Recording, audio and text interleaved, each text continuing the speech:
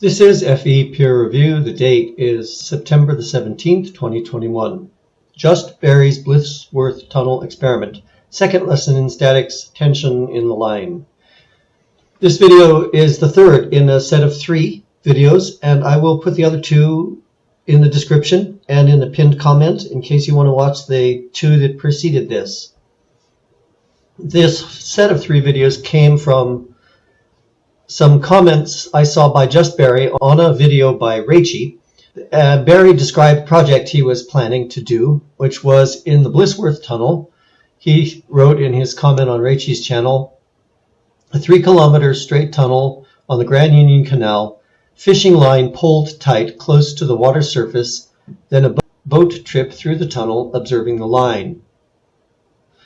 I thought that sounded like an interesting project he had in mind. I foresaw some issues, but it seemed like these issues opened up the opportunity to look at some worthwhile physics-related stuff that we might all find interesting, and from which we might, including myself, all learn things.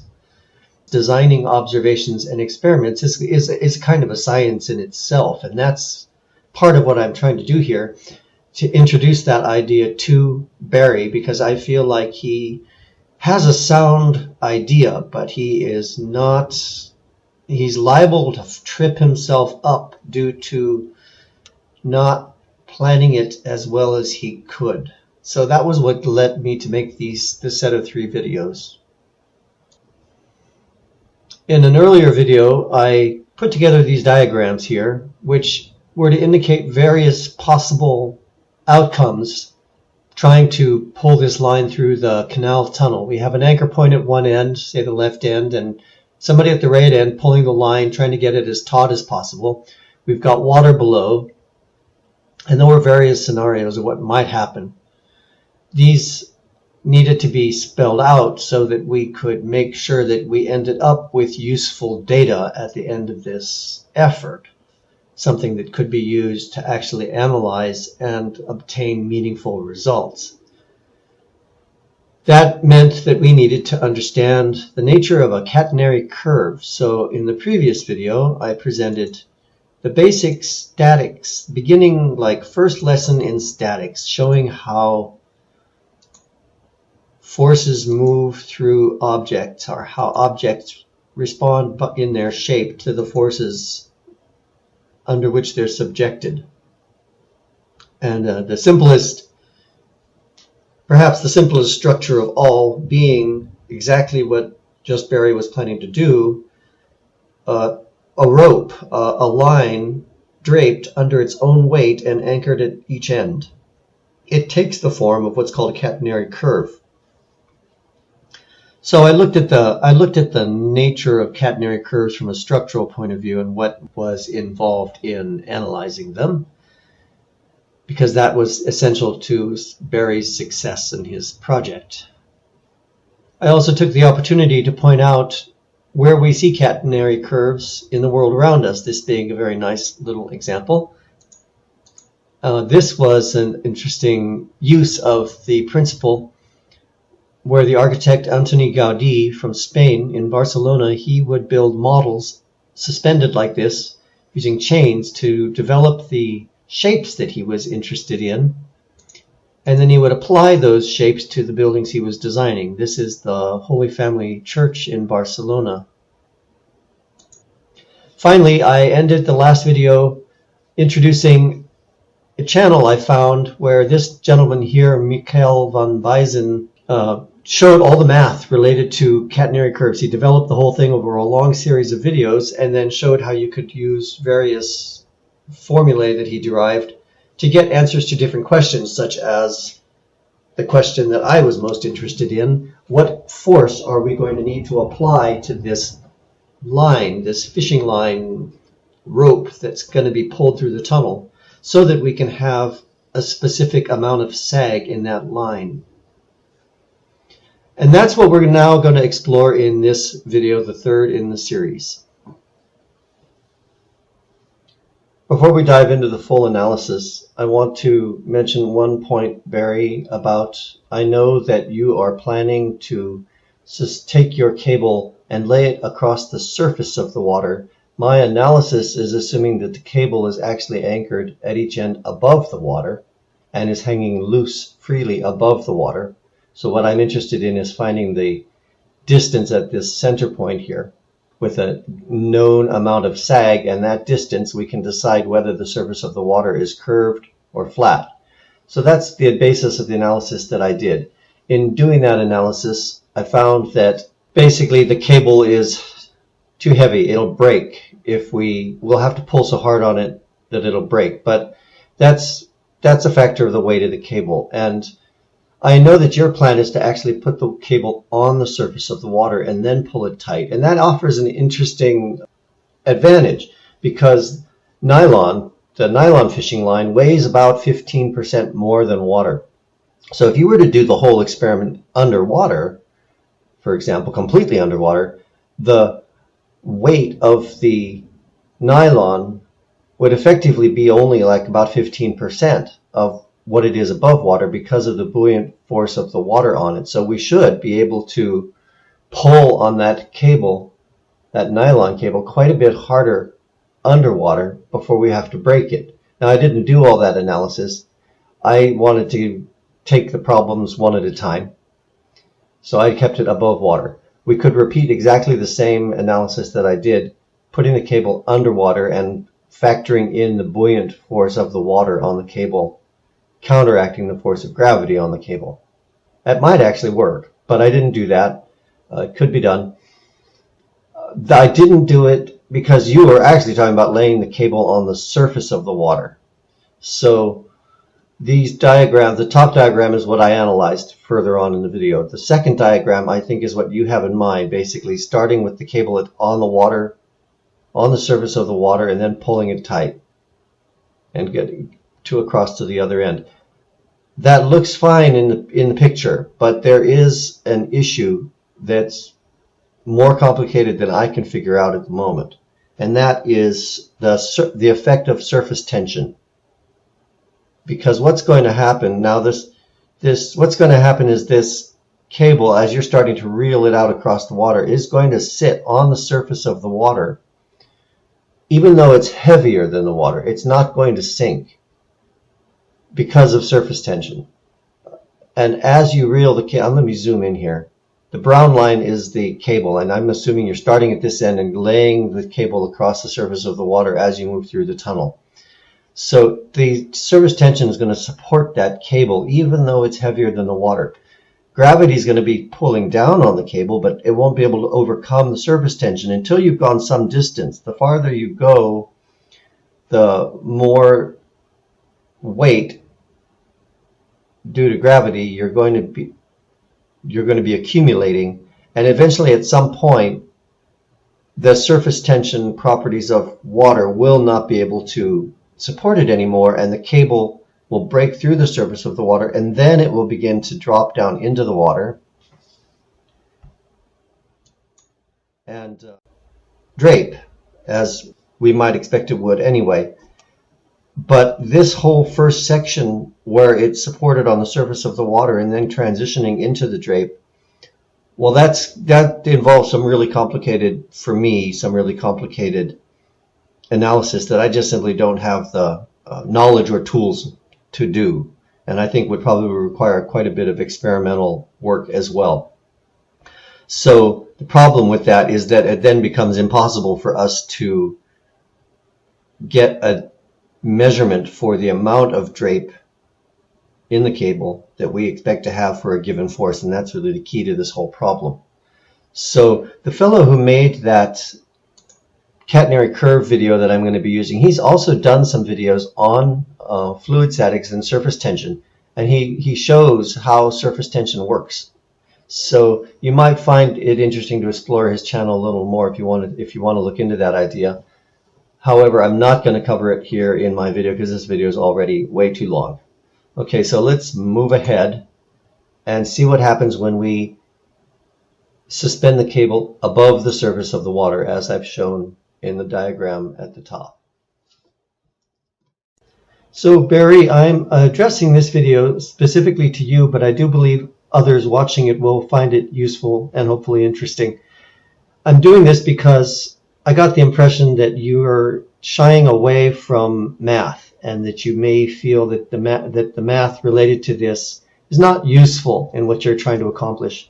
I believe it is useful. I believe it will allow you to have a more successful experiment and get useful results if you use the math to your advantage. I also understand that math can be difficult at times, and not everybody has a propensity for it. So I'm trying to find a way to do this that is as manageable as possible. Well, this guy here whose video we're looking at, this is actually a screenshot from my video in which I showed his video, and a little, on the right here, a little Excel spreadsheet that I created. This guy developed all the math you need to know for the catenary curve. And if you're not prepared to just accept his results and go forward from there with your own project, if you're somehow skeptical of that, you are certainly able yourself to go back to the very beginning and derive all of this stuff yourself from basic principles. But if you are willing to accept this work that's already been done for you, you can then move forward much more efficiently. So that's what I'm going to do. What I actually did with this guy's video here was, as he created this stuff on his screen, I built a simple little spreadsheet in Excel next to it that exactly mirrored what he was calculating on the screen with his very same numbers. And I did that so that I could check and have a workable little spreadsheet at the end of it all, which I could check against what he did and see that it was actually, my spreadsheet was actually correct in matching what he had in mind. Once I had that spreadsheet, then I could do a whole lot of things with it. And so that's what we're going to look at next, is that little spreadsheet. I don't know how familiar you are with Excel, whether you have it on your computer even, but you've probably got something like it on your computer. It's generally loaded free on most PCs. So I'm working in Excel, and I'm not going to go through every detail of it, but I will click on the cells, and you will see above, near the top of the screen, the contents of that cell. So I'm not going to take a lot of time. I want to try to keep this video as short as possible. But basically, if you combine the video I referred to with an Excel spreadsheet, you can build a spreadsheet just like this one.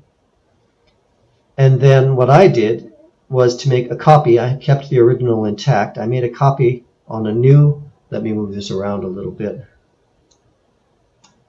on a second tab here. And in my copy, I put my own numbers based on your project. So that's what we're going to look at now. And what we're going to try to find with this spreadsheet is, as he was showing in his video, the force up here, F, with the question mark next to it, which is the amount of force you're going to have to use to pull on your line to get it so that it's not sagging too much. Now, I know you're talking about doing this right at the surface of the water. I'm proposing for this example that we're up above the water a certain convenient distance, let's say 1 meter, and that you want to keep the sag on this line to be less than 1 meter, maybe quite a bit less, like no more than half a meter. So we need to figure out how much force you're going to need to put on that line so that we have a known amount of sag on that line. We need to know how much sag is on that line so that we can measure from the center of the line down to the water, get that distance, and then compare it to what we would expect on a flat Earth and what we'd expect on a globe. As long as we know the amount of sag we've got, we can get a useful measurement. So that's what we're going to do with the spreadsheet I've created. So let's dive in and start doing some numbers. I've made some slight alterations to the spreadsheet. I eliminated the section here that has all of the iteration stuff we have to do, and I left it to just one line. I'll explain how we use that in a moment. We're going to use a trial and error or iteration approach. The reason is that in order to solve the problem of how much we need to pull on the line, we need to know how much the line itself weighs, which means we need to pick a line. We need that as a part of our input data. So I looked at various websites for fishing gear, And they're a typical 20-pound line, which I believe, Barry, you mentioned in one of your comments, a 20-pound nylon line. And I got the weight of nylon and the area, the cross-sectional area of a 20-pound nylon line. And from that, I just did a little bit of math here to get the weight of that nylon fishing line for every meter of length. Because what we need for our input is the weight of the fishing line per meter. So that's just what this little bit down here is, getting that 20-pound nylon line weight found out. And the result will go up here where it says W equals weight. So that's the weight of the nylon line. And for the moment, we're not going to make any changes to that. We're just going to assume that's the line we're working with. And I should also mention, in the process, I found out that typically a line that's called a 20-pound line will actually break at around 30 pounds. So when they test them to the breaking point, they'll break at 30 pounds, but they call it a 20-pound line so that you've got a little factor of safety so that the fish can jerk around a little bit, which adds a little extra strain, extra stress on the line. So we can consider a 20-pound line possibly good up to 30 pounds of tension. The other thing I want to mention is that I am not in any of this including the reality that the line itself will stretch under that tension force, where this calculation for sag assumes the line isn't stretching. So in fact, it's going to underestimate. And I'm not going to get into the stretching thing because I couldn't find data from the fishing tackle suppliers on the material properties that define stretching. So in that situation, if I were actually going to conduct this experiment, I would just get myself a long piece of line and some weights of known value and stretch it. Measure the amount it stretches under various weights, and including up to the breaking point. And then having done that, based on the length of line I tested, I would be able to infer from that the amount of stretch I'm going to get on the line in the tunnel. But I'm not going to get into that in this video. It's just one more step that you really do need to consider. And it's a separate, interesting little experiment on its own. If you think you'd like me to talk about it more, let me know in the comment, and I'll make another little video about that. So what we're going to do here now is we have the weight of the fishing line that we've selected. And we've put that up here in the yellow. The yellow squares are input data. We're also going to put in a value for the amount of sag we want to start with. And I know we want to have very little sag, like 20 centimeters or 30 centimeters, 8 inches to a foot. But I'm going to start with 100 meters of sag. And I'm going to work our way down because I think it's very interesting to see what happens when we do this. So I will put in a value for sag. And then the next value here is half the span. That's not changing either. We're going from one end of the tunnel to the other, so half the span is going to remain constant throughout. We've got the weight.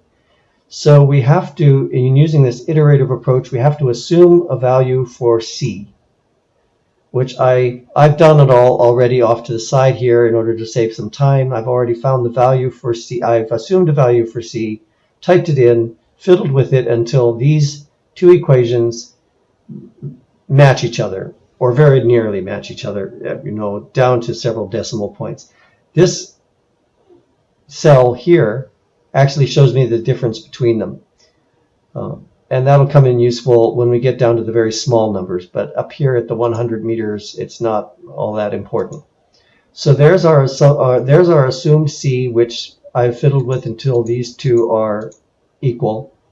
Having this C value, we can move on to the second part of the equation, which is the second part of the process, which is what we're really after, which is to find the tension, the amount of pull we're going to have to put on this fishing line to get a sag of 100 meters over the length of that tunnel. And this value of C goes down in here. And based on the equations from the previous screen you can look at, if you want to go back, it gives us an answer in newtons. I then used a conversion factor to turn that answer into pounds. And this here is our answer in pounds. for a 100-meter sag on this fishing line, we will need to pull on it with 11.39 pounds. I'm going to reduce the number of digits after the decimal because that looks weird. Same here.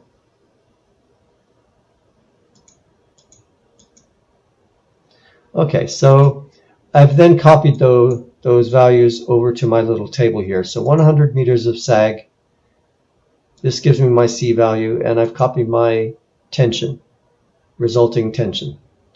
I've then gone through and done this, repeated this process for 90 meters, 80, 70, 60, down to 10 meters. And then I continued at 5, 4, 3, 2, and 1 meter of sag, but 1 meter is still too much for what we want. So I went down to 0.5 and then finally 0.25.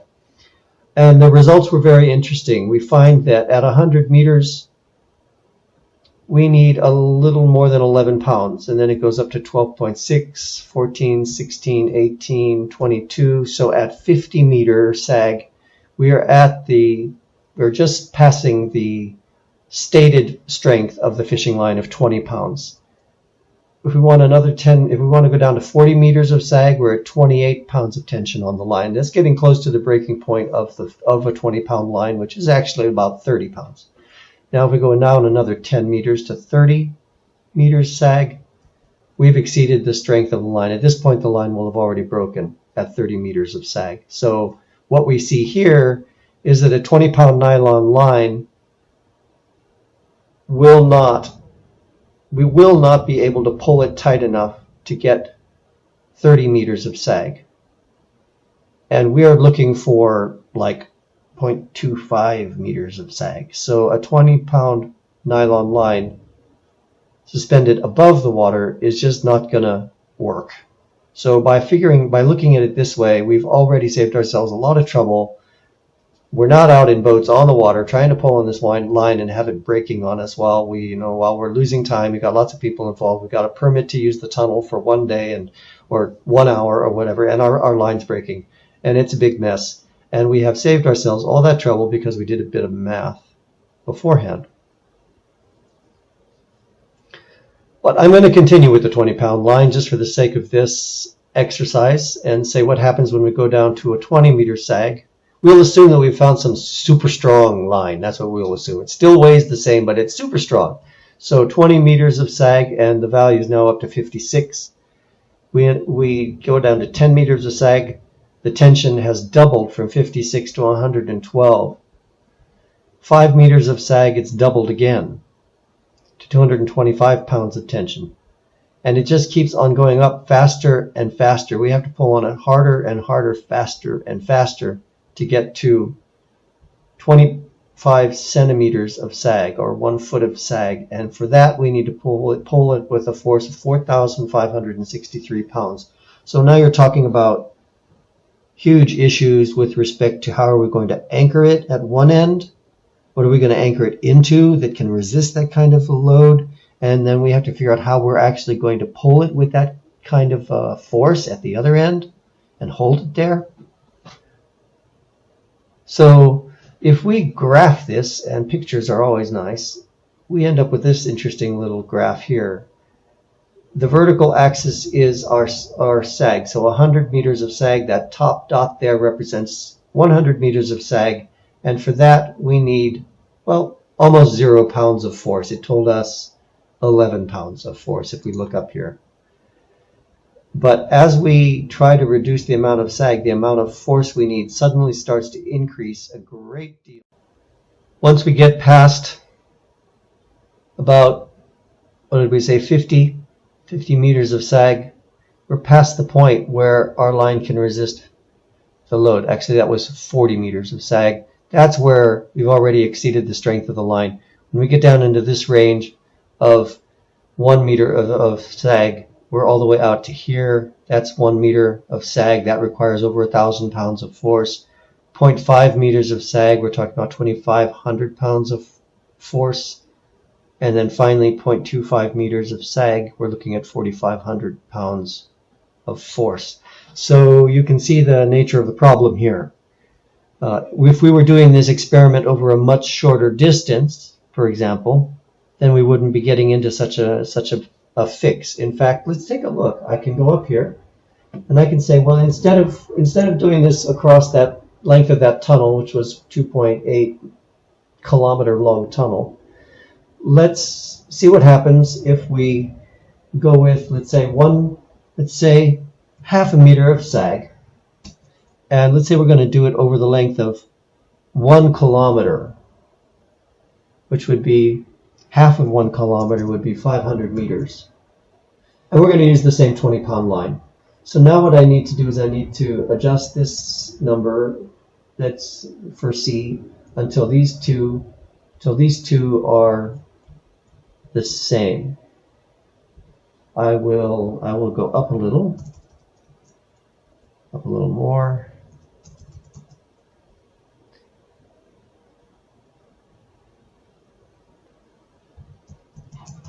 It looks like we're still going to run into a problem. You see, I haven't gotten them matching yet, and we've exceeded our 30 pounds. So what can we do? We could try for a stronger line. Let's say that there's I'm just going off the top of my head here. Let's say there's such a thing as a 50-pound line, which only weighs a little more. We'll say it has an area of 0.6 millimeters square, and it's a lot stronger. And so now we have a new weight, because it's a bit of a thicker line. We have a new weight. I'm going to make sure that new weight, newtons per meter, is up here. Yep, the new weight's up here as it should be. And we're going to assume that it has a strength of 50 pounds. Well, let's see now if we can make a 50-pound line work, a line with those material properties. Well, we've got our sag figure up here, 0.5 meters. We've got our half span, which is 500 meters, half a kilometer. And we've got the weight of our fishing line, our new 50-pound fishing line, in terms of newtons per meter. We got that from this little equation down here, this little set of formulas down here. And now we've got to fiddle with this number here until we can get these two close to perfectly matched. And this here is the difference between them. I generally do it by looking for where this changes from negative to positive, and then just kind of zeroing in that way. So I'm going to start with 200,000. And that gives us a negative number. And then I'm going to go up to 300,000. That gives us a positive number. So it's in between those two. I did a little bit of checking on this beforehand, so we're not here all night with this. That's close, but not quite there. It's still negative. And that's positive. So it's going to be in between. Oops, sorry, typo. Yeah, there you go, 250,000. That gives us a value for each of these that's pretty much a perfect match, or close to it, close enough anyway for our purposes. And what do we find? We find that we're still going to need to pull this line with 380 pounds. We are calling it a 50-pound line. Maybe a 50-pound line is also 50% stronger than its stated strength. Maybe it's actually 75 pounds before it breaks. One thing we know, it's not going to be able to take 380 pounds. So we're still not there yet, but we've learned a lot already. We know that we need something that's got a much higher strength to weight ratio than this nylon. Now, I don't know what materials are available for this kind of stuff. I'm not into fishing. It's not my thing. I'm not that familiar with the strength of cables, but it sounds to me like we're looking at probably some kind of a high-strength steel cable of a very small section. And that would be something that could be obtained. I mean, this is not, it wouldn't be cheap, but it's probably out. I mean, I know it's out there. It's what's used to do a lot of tension structures that like the fabric tension structures that you sometimes see over large baseball stadiums and things like that. They're all using high strength steel tension cables. So yeah, you're going to probably need something more than a nylon fishing line if you want to get any kind of reasonable length at all. Certainly a kilometer long is out of the range, completely out of the range. So that's the value of math. I know it sounds a little discouraging, and this may have looked like a lot of work, but this little spreadsheet took me an hour or so to set up and test, having gone through the video in advance, that other guy's video. And I've been fiddling with it throughout the course of the evening, trying different numbers. So in the course of an evening, I've been able to make a lot of important decisions that have avoided disasters on the project site. You know, we don't have a crew of people out there being paid by the hour, high rates, standing around twiddling their thumbs while we're sitting there breaking fishing lines. We're doing the breaking of fishing lines mathematically in the privacy of our own office at the cost of one person instead of the cost of a whole team. Okay, this video is turning out to be rather long. I appreciate the patience of all of you, but I think that everything I've put in it is necessary. I could find no way to edit out more than I already have. I did want to put one last item in here, though, that I think is really important, and that is to say that I am not perfect. I know that may surprise some of you, but I am not perfect, and I do make mistakes sometimes, as does everybody I know. So making mistakes, finding them, and fixing them is actually part of the process. Now, when I start, it's been a quarter of a century, but when I started my first job in an engineering office, I was a fresh graduate with a master's degree in structural engineering, you know, a big hot shot. I got into the engineering office as a junior engineer and immediately understood that I was a junior engineer despite my fancy diploma. So the work that I did was under the supervision of a senior engineer who had a good 15 years of experience beyond me. And that was as it should be. I didn't regret it or wasn't offended by it in any way. That's proper and a good thing, and that's how you learn. But I should also mention that the guy that was reviewing my work, his work was also being reviewed. And sometimes I was the one reviewing it. Because sometimes, no matter how good you are at this stuff, something slips past and a fresh pair of eyes is needed.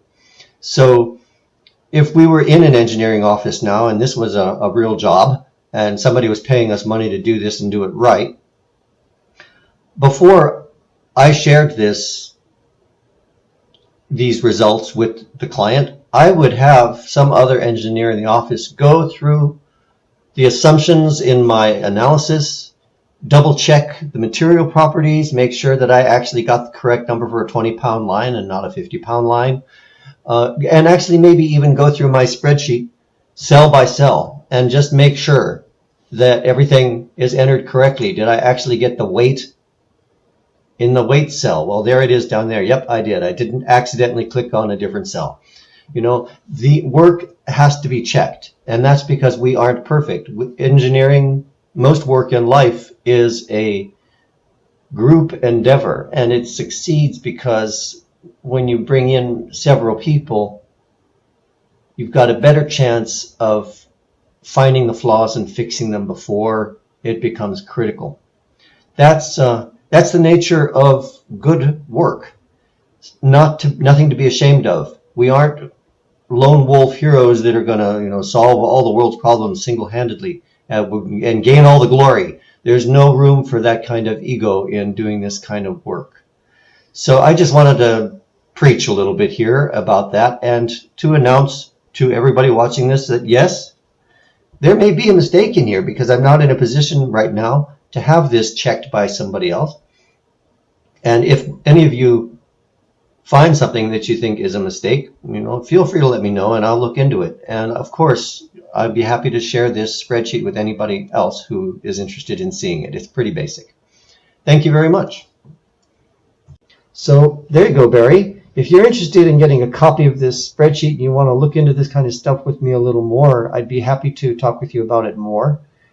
You can send me an email, fepeerreview@gmail.com. That's all you have to write, fepeerreview@gmail.com, and I'll be happy to share the spreadsheet and talk with you more about it. I think it's an interesting project, and I think it's a great opportunity to practice some of this stuff, both for me and for you. And I hope you find value in what I'm contributing here, because I know that there's a lot of value in it.